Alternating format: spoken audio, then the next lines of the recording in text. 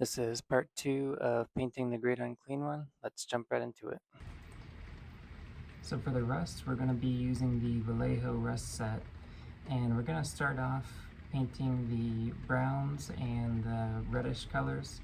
We're going to transition to sort of orangish red to orange, and then to a more orangish yellow. We're starting out with some Monument Hobbies black brown, and we're just priming everything that is going to be metal.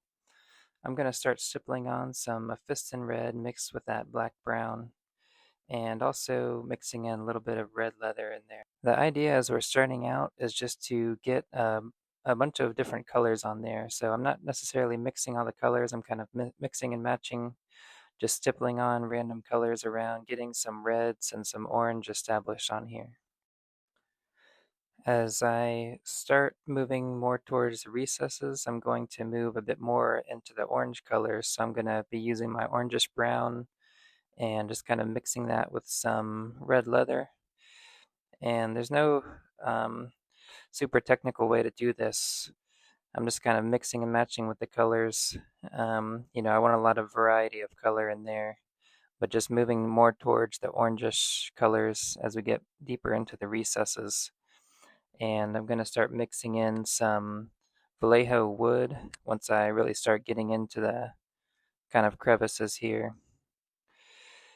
And again, there's not too much rhyme or reason to it. We're just kind of making a lot of different colors. I'm going to start mixing in some Vallejo military yellow to get into the finest recesses. I'm going to take some Monument Hobbies black brown and mix it with some Abaddon black and start dry brushing that all over the metal pieces. This is going to kind of pick out the edges and the higher points and give it kind of a damaged effect, and also help just push some of those lighter colors more towards the recesses. I'm going to dry brush on a little bit of lead belcher. Not going too crazy with this because I do want it to be very, very rusty, but this just adds a little bit of touch to have some metal on some of the higher points here. So I'm just dry brushing that over all the metal pieces. I decided to have the trim on his helmet be a bit more metallic, so I'm dry brushing a bit more of the lead belcher onto there. I'm going to stipple on some brass scorpion onto the pieces I want to be bronze. Here, just stippling that on, allowing some of the black brown to show through, and then I'm just going to wash over that with some watered down black brown. I've base coated the horns in more gas brown, and I'm just going to start blending some Monument Hobbies black brown to create a transition to a more darker color near the tip of the horn.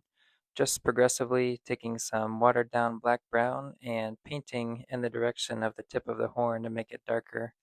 And I start mixing in a little bit of Abaddon black and just keep going, creating more layers until we achieve a nice blended effect. Just getting that little tip of the horn with some very dark brown.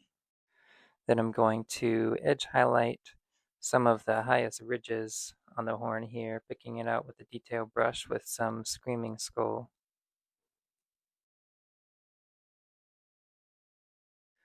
I'm going to take some watered down Sabarite green and Goss Blaster green, and very heavily watered down. I'm just going to stipple that all over the bronze, focusing especially on the recesses and around the bolts to create a nice patinaed effect on that bronze. Stippling it on with an old brush gives us some nice texture. I take some Abaddon black and just kind of dry brush slash stipple with an old brush around the top of those chimneys to give kind of a burnt effect right at the edge there where the smoke would be coming out. So I'm going to be painting the eyes. I'm starting out with some Corax white, and the trick to getting white done good is just to water it down very heavily and kind of paint it on quickly before it dries. If you're too slow, it'll end up kind of drying as you're painting, and you'll end up kind of messing it up. I'm going to paint on some watered down Carroburg Crimson shade and just kind of dab off the excess with my hand to give it kind of a reddish look on the eye. It'll kind of create some interesting patterns and give us kind of a bloodshot look there.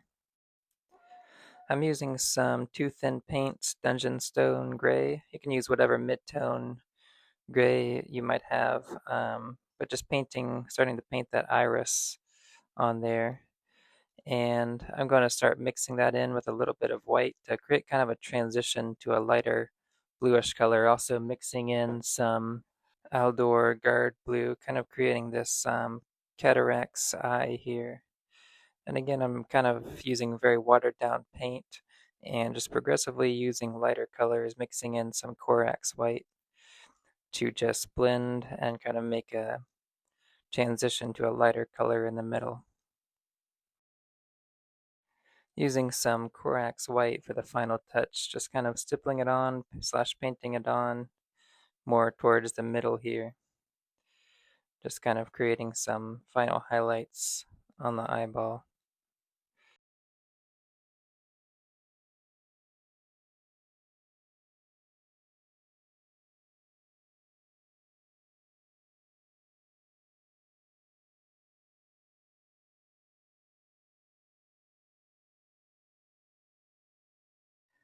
I ended up using a bit of watered down orange rust to go over the boils again here, kind of dabbing off some of the excess color. Um, I used it very watered down, just kind of stippling that on a little bit to get some more color. I'm going to take some Vallejo satin varnish mixed with a little bit of Ard Coat just to make it a tiny bit shinier. And I'm just painting that over all the skin of the model. And then I'm going to take some Ard Coat and just paint that right onto the tentacles, doing a couple coats of that. I'm going to use some Blood for the Blood God mixed with a little bit of Abaddon Black to make it a bit darker. And I'm just going to stipple a little bit of that on very thickly, pulled up in kind of the recesses and towards the bottom of a lot of the wounds here. Painting some onto the belly here, and I'm just going to take my detail brush and make some little streaks as the blood is kind of running down out of that wound on his belly. So I'm not going to go over every detail of the base, but I basically just based it with some dark brown, dry brushed it with some orangish and tannish colors. I'm trying out this new paint, this Vallejo Diorama Fix water texture, and I ended up just painting that directly on, and I mixed in a tiny bit of Nurgle's Rot and some dark brown, just a tiny bit to keep it kind of that translucent. You know, since I painted the base before I put this on, I wanted it to kind of be see-through where you could see the bottom. Yeah, so I just did this in a couple layers, just building up the thickness of it here.